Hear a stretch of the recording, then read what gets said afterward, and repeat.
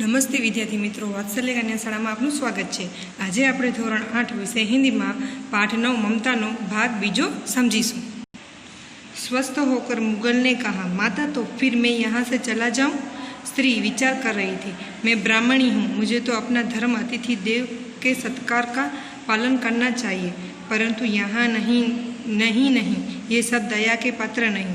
परंतु यह दया तो नहीं, कर्तव्य करना है। तब मुगल अपनी तलवार टेक कर उठ खड़ा हुआ। ममता ने कहा, क्या आश्चर्य है कि तुम भी छल न करो।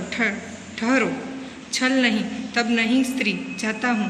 तैमूर का वशधर स्त्री से छल करेगा, जाता हूँ, भाग्य का खेल है। ममता ने कहा, यहाँ कौन दुर्ग है, यही झोपड़ी न जो चाहे ले लो, मुझे तो अपना कर्तव्य निभाना पड़ेगा।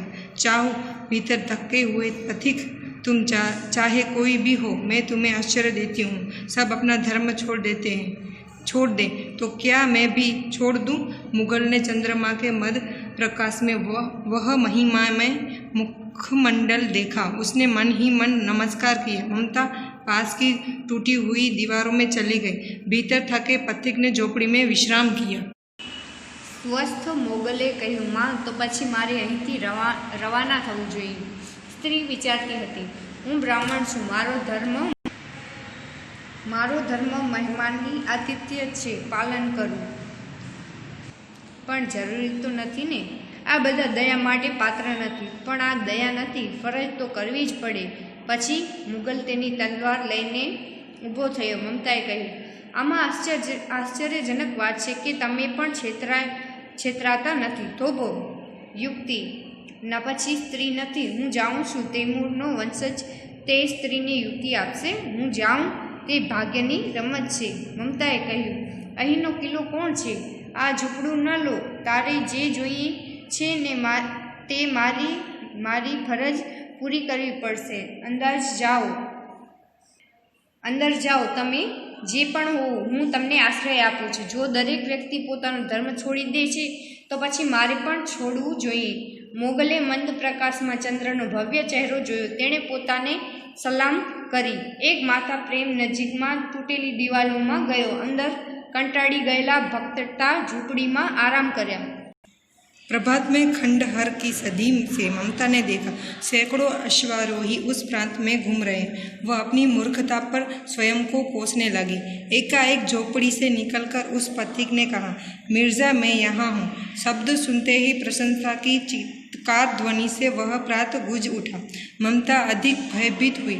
पथिक ने कहा, वह स्त्री कहाँ है, उसे खोज निकालो। ममता छिपने के लिए अधिक सचेष्ट हुई। वह मुर्ग दाव में चले गए। दिन भर उसमें से नह निकले। संध्या हो गई।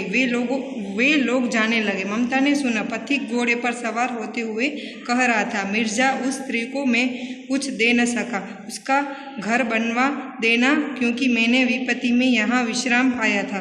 यह स्थान भूलना मत। इसके बाद वे वहाँ से चले गए। પ્રભાતની ખંડેર સંધિથી મમતાએ જોયું, સેંકડો ઘોડે સવારો પ્રાંતમાં ફરતા હતા। તેણે તેની મૂર્ખતા પર વર્ષને સાપ આપવાનું શરૂ કર્યું। અચાનક ઝૂંપડીમાંથી બહાર આવતા પ્રવાસીએ કહ્યું કે હું એક મિર્જા છું। આ શબ્દ સાંભળતાની સાથે જ પ્રાંત આનંદથી ચીસો સાથે ભડકી ગયો। મમતા વધુ ગભરાઈ ગઈ। પથિક બોલ્યો, તે ક્યાં છે, તેને શોધો। મમતા છુપાવવા માટે વધુ સભાન બન્યા। તે કડિયાળ તરફ ગઈ। દિવસે દિવસે તે બહાર નીકળી ગઈ। સાંજ થઈ ગઈ। તેઓ જવા લાગ્યા। મમતા તેણે ભટકતા ઘોડા પર સવાર થઈને સાંભળ્યું, મિર્જા, હું તેને કંઈ આપી શક્યો નહીં, તેનું મકાન બનાવી શકું નહીં, કારણ કે મેં અહીં મુશ્કેલીમાં આરામ કર્યો છે, અથવા આ સ્થાનને ભૂલી શકતા નથી। તે પછી તેઓ ચાલ્યા गया। चौसा के मुगल पठान युद्ध को बहुत दिन बीत गए। ममता अब 70 वर्ष की वृद्धा है। एक दिन वह अपनी झोपड़ी में पड़ी थी। शीतकाल का प्रभाव था। उसका जीर्ण कंकाल खांसी से गूंज रहा था। ममता की सेवा के लिए गांव की 2-3 स्त्रियां घेर कर बैठी थी, क्योंकि ममता आजीवन सबसे सबके सुख दुख की सहभागिनी रही थी। ममता ने जल पीना चाहा। एक स्त्री ने सीपी से जल पिलाया। सहसा एक अश्वारोही उसी झोपड़ी के द्वार पर दिखाई पड़ा। वह अपनी धुन में कहने लगा, मिर्जा ने जो चित्र बनाकर दिया है वह तो इसी जगह का होना चाहिए।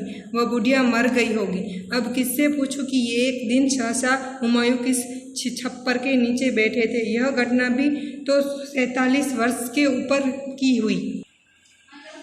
ચોસાના મોગલ પઠાણ યુદ્ધને ઘણા દિવસો વીતી ગયા છે. મમતા હવે 70 વર્ષની થઈ ગઈ છે.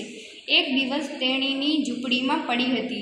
શિયાળાની અસર એ હતી કે તેનો જૂનો હાડપિંજર ઉધરસ સાથે ફરી રહ્યો હતો. ગામને બંને મમતાની સેવા આપવા લીધી. 3 મહિલાઓ આજુબાજુ બેઠી હતી કેમ કે મમતા જીવનની બધી ખુશી અને દુઃખનો ભાગીદાર હતી. મમતા પાણી પીવા માંગતી હતી. એક સ્ત્રીએ તેને પાણી પીવડાવ્યું. અચાનક તે ઝૂંપડીના દરવાજે એક અશ્વસૈન્ય દેખાયો. મિર્ઝાએ તેને એક ચિત્ર આપ્યું છે. તે આ સ્થાનથી હોવું જોઈએ. તે વૃદ્ધ મહિલા મરી ગઈ હશે. હવે કોની સાથે? એક દિવસ સમ્રાટ હુમાયું કયા શેડની નીચે બેઠો હતો? આ ઘટના પણ 47 વર્ષથી ઉપરનો છે, એટલે કે 47 वर्षથી ઉપરનું છે. ममता ने अपने विकल कानों से सुना। उसने पास की स्त्री से कहा, उसे बुलाओ। अश्वारोही पास आया। ममता ने रुक कर कहा, मैं नहीं जानती कि वह सहसा था या साधारण मुगल पर। एक दिन इसी झोपड़ी के नीचे वह रहा। मैंने सुना था कि वह मेरा घर बनवाने की आज्ञा दे चुका था। भगवान ने सुन लिया। आज मैं इसे छोड़े जाती हूँ। अब तुम इसका मकान बनाओ या महल। मैं अपने चीर विश्राम गृह में जाती हूँ। મમતાએ તેના ગભરાયેલા કાનથી સાંભળ્યું. તેણે નજીકની સ્ત્રીને કહ્યું, તેને બોલાવો.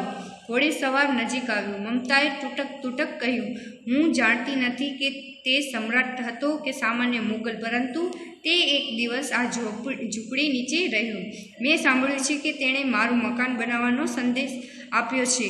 ભગવાન બંદૂક લઈ ગયા. આજે હું તેને છોડી દઉં છું. હવે તમે તેનું મકાન અથવા મહેલ બનાવશો. હું મારા विश्राम गृह में जाऊँ छूँ। बुढ़िया के प्राण पंखेरु उड़ गए। वह अश्वरोही अवाक खड़ा रह गया। वहाँ एक अष्टकोण मंदिर बना और उस पर शिलालेख लगाया गया। 7 देश के नरेश हुमायूं ने एक दिन यहाँ विश्राम किया था।